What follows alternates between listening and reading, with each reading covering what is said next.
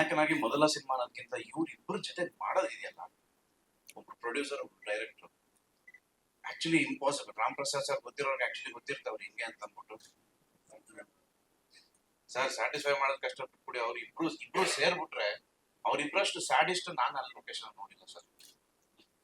Seriously 2 ದಿನಕ್ಕೆ ಒಂದು shoot ಇತ್ತು ಸರ್. ಕೇರಳಕ್ಕೆ ಹೋಗ್ತಾ ಇದ್ರಿ, 2 days ಬ್ಯಾಕ್ ಒಂದು ಆಕ್ಸಿಡೆಂಟ್ ಆಯ್ತು. ಅವ್ರಿಬ್ರು ಒಂದು ಬೈಕಲ್ಲಿ ಮುಂದೆ ಹೋಗ್ತಿದ್ದಾರೆ, ನಾನು ಅವ್ರ ಹಿಂದೆ ಹೋಗ್ತಾ ಇದ್ದೀನಿ. ಡಯಟ್ ಅಲ್ಲಿ ಇದ್ದೆ, ತಿಂದಿಲ್ಲ, ತಲೆ ಒಂದು ಸ್ವಲ್ಪ ಹೋಯ್ತು. ಹೋಗ್ಬಿಟ್ಟು ನಿಂತಿರೋ ಬಸ್ಸು ಹೊಡೆದೆ. ಇಲ್ಲಿ ಹೊಡೆದಿದ್ದು ಏಟಿಗೆ ಉಸಿರಾಡಕ್ ಆಗ್ತಾರ, ಕೆಳಗಡೆ ಬಿದ್ದೀನಿ. 30 ಜನ ತುಂಬವರಲ್ಲಿ. ಇವ್ನ ಎತ್ಕೊಂಡು ನೀವು ಹಾಸ್ಪಿಟಲ್ ಅಂದ್ರೆ ಇವನು ಕಿವಿ ಹಿಡಿದ್ಬಿಟ್ಟು ಆಟೋ ಒಳಗಡೆ ತಳ್ಬಿಟ್ಟು ನಡಿ ಮನೆಗೆ ಯಾಕೋ ನೋಡ್ತಿದ್ವಿ. ಹಾಸ್ಪಿಟ್ಲು ಏನಾದ್ರು ಆಯ್ತು, ನೀನ್ ಅಲ್ಲಿ ಮಲ್ಕೊಬೇಕು ಅಂತ ಶೂಟಿಂಗ್ ಕ್ಯಾನ್ಸಲ್ ಆಗ್ಬಿಡ್ತು, ನಡಿಯೋ ಫಸ್ಟ್ ನಿನ್ ಮನೆಗೆ ಸರಿ ಹೋಗುತ್ತೆ ಅಂತ ಅಂದ್ಬಿಟ್ಟು ಈ ತರ ಒಂದು ಟೀಮ್ ವರ್ಕ್ ಮಾಡೋದು. ಕಾಂಪ್ಲಿಮೆಂಟ್ಸ್ ನೀವು ಹೇಳ್ತಾ ಇರೋದು ಅಥವಾ ಕಂಪ್ಲೇಂಟ್? ಸರ್ ಎರಡೂ ಸೇರಿ ಸರ್. ಫಸ್ಟ್ ನಾನು ಫಸ್ಟ್ ಕಂಪ್ಲೇಂಟ್ ಹೇಳ್ಬಿಡ್ತೀನಿ ಸರ್, ಕಾಂಪ್ಲಿಮೆಂಟ್ ಸೆಕೆಂಡ್. ಸಿನಿಮಾ ಬಗ್ಗೆ ಆದಷ್ಟು ಡೈರೆಕ್ಟರ್ ಮಾತಾಡ್ಬೇಕು. ನಿಮಗೆ ಏನ್ ಚಾಲೆಂಜಿಂಗ್ ಅನ್ಸಿತ್ತು ಸರ್? ಅದೇ ಹೇಳಿದ್ರು ಸರ್, ಇವ್ರ ಜೊತೆ ವರ್ಕ್ ಮಾಡೋದು ಅದು ಒಂದು incident. But over cinema challenging sir. ಇನ್ನೊಂದಿದೆ ಸರ್ ಹೇಳ್ಬೇಕು ಅಂತಂದ್ರೆ, ಈ ಶೂಟ್ ಮಾಡುವಾಗ ಫಸ್ಟ್ ಶೆಡ್ಯೂಲ್ 68 kg ಇದೆ ಸರ್. ನೀಟಾಗಿ ರೆಡಿ ಮಾಡಿದ್ರು ನಮ್ಮ Srinivas Gowda master. 360 second schedule ಇನ್ನೇನು ಹೋಗ್ಬೇಕು, 1 ತಿಂಗಳು ಟೈಮ್ ಇದೆ ಮಗ, 85 kgs ಬೇಕು ಮಗ ನೀನು ಅಂತ. 2 ತಿಂಗಳಲ್ಲಿ 85 kg. ತಿರ್ಗಾ ಇನ್ನೊಂದು ತಿಂಗಳು ಬರ್ತದೆ, ತಿರ್ಗಾ ಒಂದು 10 kg ಕಮ್ಮಿ ಮಾಡ್ಬಿಡ ಅಂತಾನೆ. So this is the challenge. Ram Prasad ನಾವು ನಿಮ್ಗೆ ಗೊತ್ತು, ಎಲ್ಲ ಒಳ್ಳೆಯ ಸ್ನೇಹಿತರು. ಜೊತೆಗೆ ನನ್ನ ಮಗನು ಅರುಣು ಫ್ರೆಂಡ್ಸ್, ಒಂದೇ ಸ್ಕೂಲ್ ಇಬ್ರು ಓದಂತವ್ರು. ಅವಾಗಿಂದ ಒಂದು ವಿಶ್ವಾಸದಲ್ಲಿದ್ದೀವಿ. ನಾನು ಶಶಿ ಹತ್ರ ಈ ಪಿಕ್ಚರ್ ನೋಡೋಕ್ಕಿಂತ ಮುಂಚೆ ಶಶಿ ಒಂದು ಪಿಕ್ಚರ್ ಮಾಡ್ಬೇಕಂತ ಪ್ಲಾನ್ ಮಾಡಿದ್ವಿ. ಒಂದು ಚಿಕ್ಕದಾಗ ಅಡ್ವಾನ್ಸ್ ಕೊಟ್ಟಿದ್ವಿ, ದೊಡ್ಡದಾಗಿ ಕೊಡದೆ ಇವ್ರನ್ನ. ಇದು ನೋಡೋಕ್ಕಿಂತ ಮುಂಚೆನೆ ಕೊಟ್ಟಿದ್ವಿ, ಪ್ರಾಜೆಕ್ಟ್ ಪ್ಲಾನ್ ಮಾಡ್ತಾ ಇದ್ದೀವಿ. ಮೊನ್ನೆ ರಾಮ್ ಪ್ರಸಾದ್ ಅವರು ಒಂದು ಸಾಂಗ್ ಶೂಟ್ ಮಾಡಿದ್ರು, ಬಹಳ ಚೆನ್ನಾಗಿ ಮಾಡಿ ಖರ್ಚು ಮಾಡಿದ್ದಾರೆ. ಅಲ್ಲಿ ಹೋಗಿ ನೋಡೋದಕ್ಕಿನ್ನೂ ನಾವು ಎಡಿಟ್ ಮಾಡಿದ್ಮೇಲೆ, ನಿಮ್ ಮುಂದೆ ನೋಡಿದ್ಮೇಲೆ, ಅದಕ್ಕೆ ಮ್ಯೂಸಿಕ್ ಎಲ್ಲ ಬಿದ್ಮೇಲೆ ಅದು ಬಹಳ ಚೆನ್ನಾಗಿ ಮಾಡಿದ್ದಾರೆ. ಹಣ ರಿಲೀಸ್ ಮಾಡ್ಬೇಕು ಅಂತ ಪಾಪ ರಿಲೀಸ್ ಮಾಡ್ಕೊಡಕ್ಕೆ ನಮ್ ಕೆಲಸ ಇರೋದು. ನಾವು ವಿತರಕರು ಏನ್ ಮಾಡ್ತೀವಿ, ನಿರ್ಮಾಪಕರು ಪಿಕ್ಚರ್ ಕೊಟ್ಟರೆ ರಿಲೀಸ್ ಮಾಡ್ಕೊಡ್ತೀವಿ. ಫೆಬ್ರವರಿ ರಿಲೀಸ್ ಮಾಡೋಣ ಅಂತ ಒಂದು ಪ್ಲಾನ್ ಇಲ್ಲಿ ಅನ್ಕೊಂಡಿದೀವಿ. ಡೇಟ್ ಇನ್ನೊಂದು ವಾರದಲ್ಲೋ ಸ್ವಲ್ಪ ಸೆನ್ಸರ್ ಆಗ್ಬೇಕು, ಮತ್ತೆ ಅದರ್ ಲ್ಯಾಂಗ್ವೇಜ್ ರಿಲೀಸ್ ಮಾಡ್ಬೇಕನ್ನೋ ಉದ್ದೇಶದಿಂದ ತೆಲುಗು, ತಮಿಳು, ಮಲಯಾಳಂ ಮಾಡಬೇಕಲ್ಲ, ಸ್ವಲ್ಪ ಅಲ್ಲಿ ನೋಡ್ಕೊಂಡು ಡೇಟ್ ಮಾಡಕ್ಕೆ ಪ್ಲಾನ್ ಮಾಡ್ತೀವಿ. ಫೆಬ್ರವರಿ ಪಿಕ್ಚರ್ ಬಿಡುಗಡೆ ಮಾಡ್ತೀವಿ. 2 ವರ್ಷದಿಂದ ಇದ್ದಿದ್ದು ವಾತಾವರಣ ಮೇಲೆ ಇವತ್ತಿನ ವಾತಾವರಣ ಮೇಲೆ 2 ವರ್ಷಕ್ಕೂ ಇವತ್ತಿಗೂ ಸ್ವಲ್ಪ ವ್ಯತ್ಯಾಸ ಇದೆ. ಬಿಸ್ನೆಸ್ ಆಗ್ಲಿ ಒಂದು ಎಲ್ಲ ಇದ್ರದ್ದು ಅದನ್ನ ನೋಡ್ಕೊಂಡು ಒಂದು ಪ್ಲಾನ್ ಮಾಡೋದು, ಅಥವಾ ಫಸ್ಟ್ ಕನ್ನಡ ರಿಲೀಸ್ ಮಾಡಿ ಆಮೇಲೆ ಅಲ್ಲಿ ಮಾಡೋದ, ಯಾವ ರೀತಿ ಒಂದು ನೋಡ್ಕೊಂಡು ಪ್ಲಾನ್ ಮಾಡ್ಬೇಕು. ಅದು ನಮ್ದು ಓನ್ಲಿ ಕನ್ನಡ ರಿಲೀಸ್ ಅಷ್ಟೇ, ಮಿಕ್ಕಿದೆಲ್ಲ ರಾಮ್ ಪ್ರಸಾದ್ ಮಾಡ್ತಾರೆ. ತೆಲುಗು ಆಡಿಯೋ ಇವಾಗ ರಿಲೀಸ್ ಆಗಿರೋದ್ರ ಟ್ರೆಂಡ್ಗೆ ನಮ್ಗೆ 2-3 ಮುಂಚೆನೂ ಮಾತಾಡಿದ್ದೆ ಅವ್ರ ಹತ್ರ. ಈ ತರ ಪಿಕ್ಚರ್ ಎಲ್ಲ ಇದು ಮಾಡಿದ್ರಿ ಅಂತ. ಅವರೇ ಫೋನ್ ಮಾಡಿ ಯಾವಾಗ ರಿಲೀಸ್ ಮಾಡ್ತಾ ಇದೀಯಾ, ಬಾ ಪ್ಲಾನ್ ಮಾಡೋಣ ಅಂತ ಹೇಳಿದ್ರು. Because audio is going Sriram ಕೇಳಿ ಆಡ್ಸಿದ್ನಿ ತೆಲುಗು ವಿಷಯ. ಕನ್ನಡ ಯಾಶಿನ್ ಅಂತ ಆಡ್ಸಿರೋದು ಆಲ್ ಲ್ಯಾಂಗ್ವೇಜಸ್. ತೆಲುಗು ಮಾತ್ರ ಶ್ರೀರಾಮ್ ಕೇಳಿ ಆಡ್ಸಿರೋದು.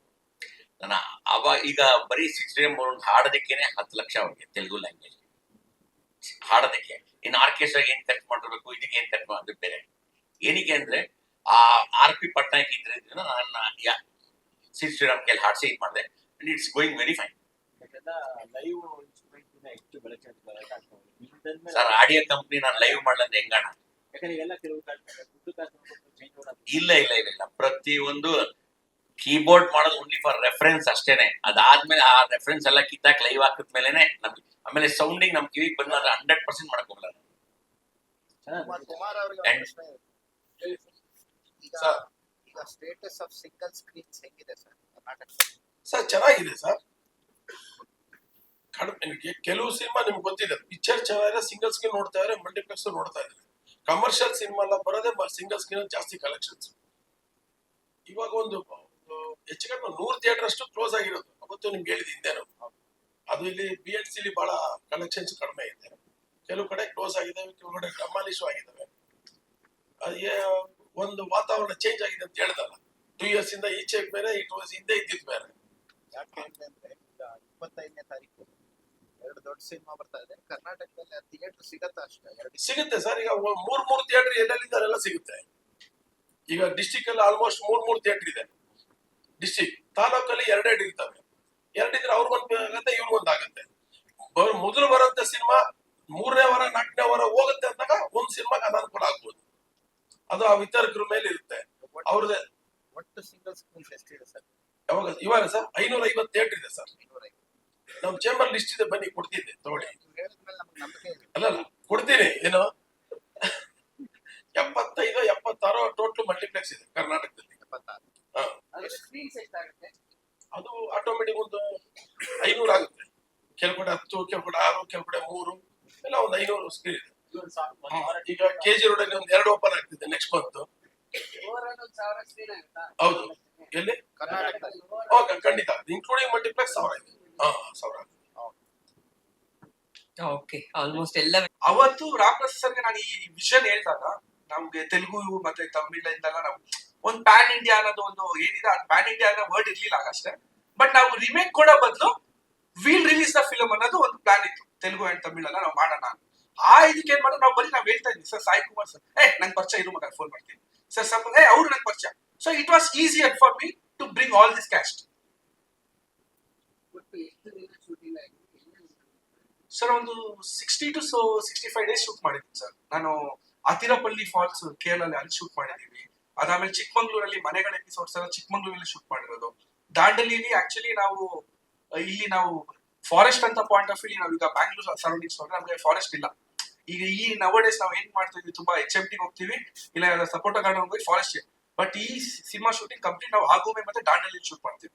ಕಂಪ್ಲೀಟ್ ನೈಟ್ ಎಪಿಸೋಡ್ ಆಗಿರ್ಬೋದು, ಡೇ ಎಪಿಸೋಡ್ ಆಗಿರ್ಬೋದು.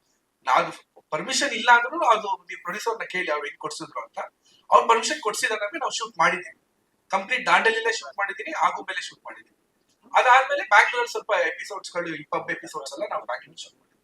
ಈ ಸಾಂಗ್ ನೀವು ಈಗ ಏನ್ ನೋಡಿದ್ರೆ ಇದು ಮಂಗ್ಳೂರಲ್ಲಿ ಮಾಡಿರೋದು, ಉಡುಪಿ ಮತ್ತೆ Mangalore beach.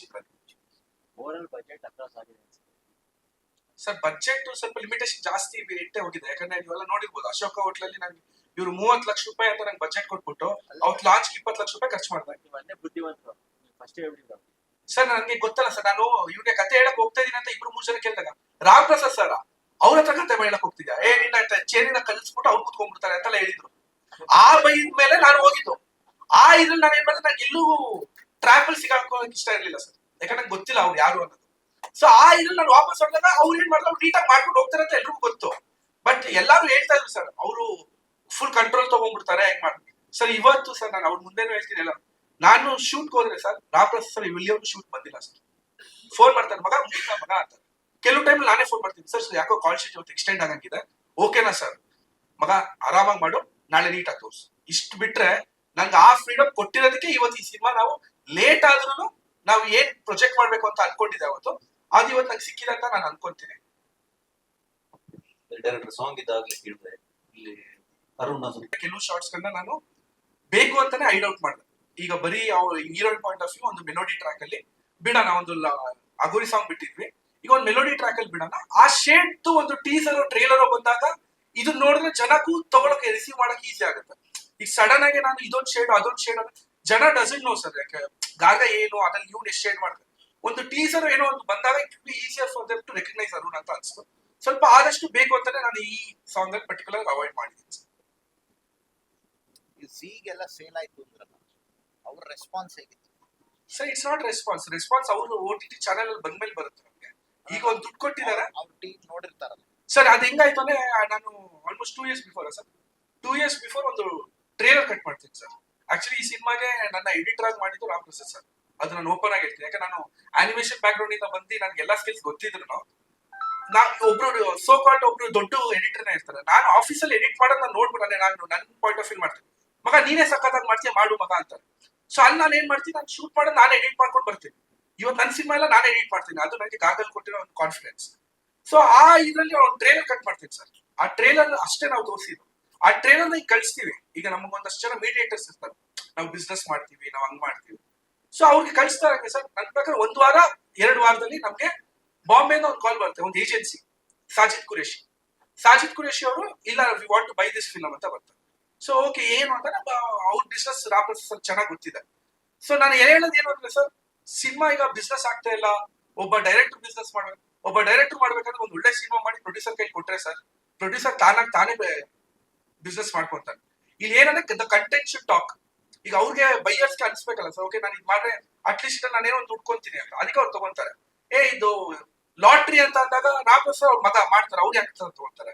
So the content ನೋಡಿ ಅವರು ತಗೊಂಡಿದ್ದಾರೆ, ಒಂದು ಒಳ್ಳೆ ಪ್ರೈಸ್ಗೆ ತಗೊಂಡಿದ್ದಾರೆ. ಸೊ ಪ್ರೊಡ್ಯೂಸರ್ ಖುಷಿಯಾಗಿದ್ದಾರೆ, ನಾವು ಖುಷಿಯಾಗಿದ್ದೀವಿ. ಈಗ ಸ್ಯಾಟಲೈಟ್ ಟಾಕ್ಸ್ ಅಲ್ಲೂ ಇದ್ದಾರೆ, ನೋಡೋಣ ಸರ್. ಒಳ್ಳೆ ಇದೆ. ಪ್ರೈಸ್ ಏನು ಅಂತ ರಿವೀಲ್ ಮಾಡ್ಬೋದು, ಯಾಕಂದ್ರೆ ಇನ್ನಷ್ಟು ಟೀಮ್ಗಳಿಗೆ ಹೆಲ್ಪ್ ಆಗುತ್ತೆ ಸಿನಿಮಾ ಟೀಮ್ಗಳು. ಜಿ ಎಷ್ಟು sir price exactly I can't reveal, ಯಾಕಂದ್ರೆ ನಂದು ಒಂದು ಅವ್ರದ್ದು ಇದಾಗುತ್ತಲ್ಲ, ರಿಕವರಿ ಆಗುತ್ತಲ್ಲ ನಂದು ಸಿನಿಮಾ ಬಜೆಟ್, 100% ನಾನು ರಿವೀಲ್ ಮಾಡ್ತೀನಿ. ಇದರಿಂದ ಹೆಂಗ್ ಬಂತು, ಆಡಿಯೋ ಯಾವ ತರ ಬಂತು, ಪ್ರತಿಯೊಂದು ನಾವು ಓಪನ್ ಆಗಿ ನಾನು ಹೇಳ್ತೀನಿ. ಬಟ್ ಇಟ್ಸ್ ಟೂ ಅರ್ಲಿ ಅನ್ಸುತ್ತೆ ನನಗೆ ಅದು ಹೇಳಕ್ಕೆ, ಯಾಕಂದ್ರೆ ಇನ್ನ 100% ಪ್ರೊಡ್ಯೂಸರ್ ರಿಕವರಿ ಆಗಿಲ್ಲ. ಅದು ರಿಕವರಿ ಆದ್ಮೇಲೆ I have that confidence to tell ನಾವ್ ಇಷ್ಟು ಮಾಡಿದೀವಿ ಅನ್ನೋದಕ್ಕೆ. ಓಕೆ, ಅದೇ ಮತ್ತೆ ಕುಮಾರ್ ಸರ್ ಈ ಸಿನಿಮಾನ ಡಿಸ್ಟ್ರಿಬ್ಯೂಷನ್ ಮಾಡ್ತಾ ಒಂದ್ ಇರೋದು. ನಿಮಿಷ, ಅವರು ವೇದಿಕೆ ಮೇಲೆ ನೀವೆಲ್ಲ ಕ್ವಶನ್ಸ್ ಕೇಳ್ತೀರಾ ಅಂತಾನೆ ವಿತ್ ಡಿಸ್ಟ್ರಿಬ್ಯೂಟರ್ ಬಂದ್ಬಿಟ್ಟಿದೀವಿ ಇವಾಗ, ಅಂದ್ರೆ ಬೇಗ ರಿಲೀಸ್ ಬರ್ತಾ ಇದೀವಿ ಅಂತ. ಕುಮಾರ್ ಸರ್ ಬನ್ನಿ ಸರ್. ಬನ್ನಿ ಸರ್. ಈ ಸಿನಿಮಾದ